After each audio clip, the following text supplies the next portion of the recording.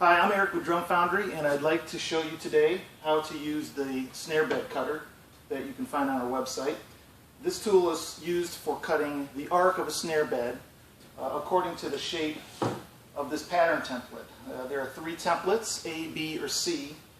The A template is a wide Ludwig-esque template, which is 3/32 deep and about 8 inches wide.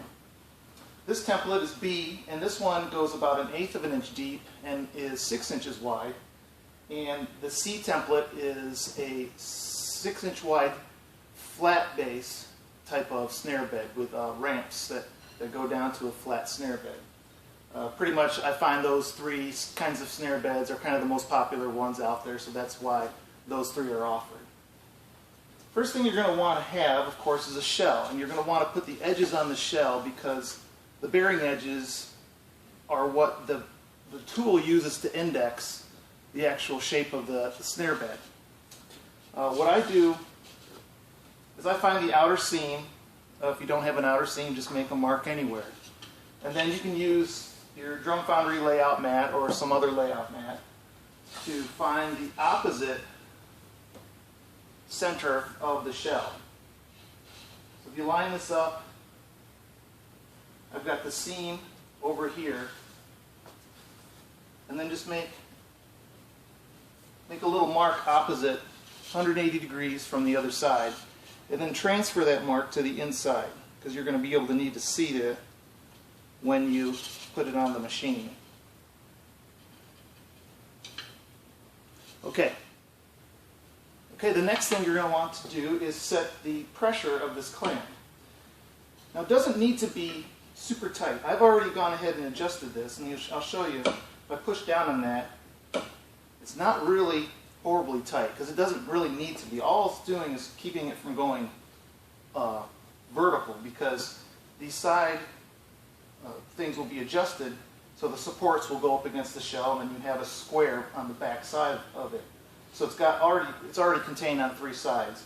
If you really crank this down, you're going to bend this thing, and it's just not designed to take that kind of pressure, and you don't need it. So I've gone ahead, I've adjusted that, and then finding my mark, in the middle of the template there is a small little arrow.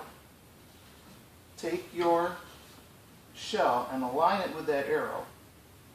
That's the center of your snare bed, and pop the clamp down. Then take each side support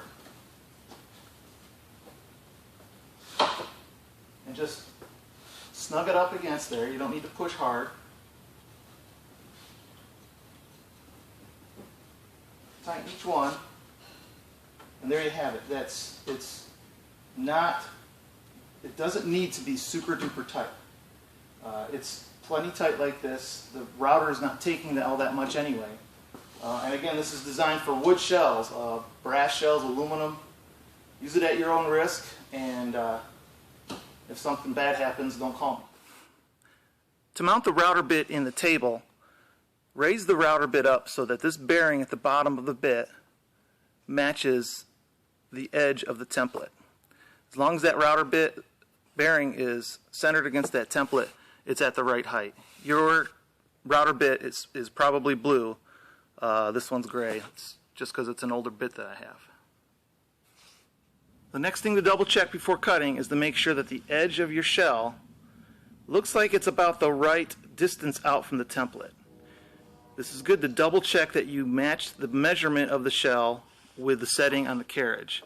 You don't want this shell sticking out really far, only to go to find that you are just going to hog out about 1 inch of your shell because you mismeasured and misplaced the carriage. So that's a good thing to double check that before you start cutting.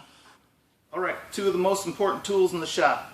You got your goggles, face shield, protective glasses, whatever, and you got your earplugs to save your ears. So put these things on and be safe. Alright, we have our router bit mounted properly. We've got our shell mounted properly. Next thing we're going to do is cut this snare bed. Start over here where it says begin, because then we're cutting in the correct direction. Double check that your bearing is riding against the template. You're going to start here, and you're just going to draw it slowly until the router bit hits the edge and takes off the arc. and end over here. All right, here we go.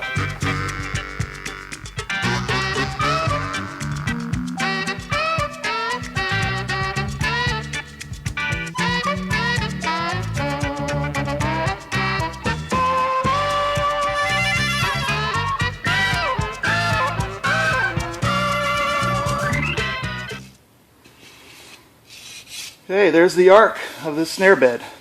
Cut nice and clean. To finish off your snare bed, you're going to want to get rid of this sharp edge on the outside.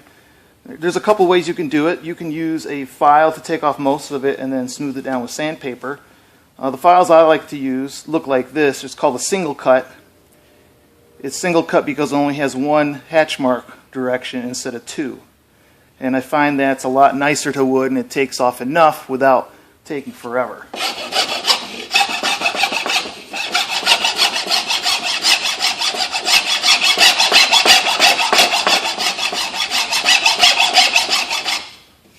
Do a little on the outside.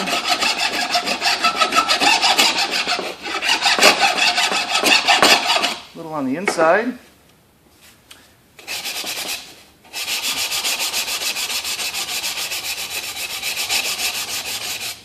Sand off any curlicues or anything like that, smooth it out, and there's your snare bed. Beautiful and perfect and easy.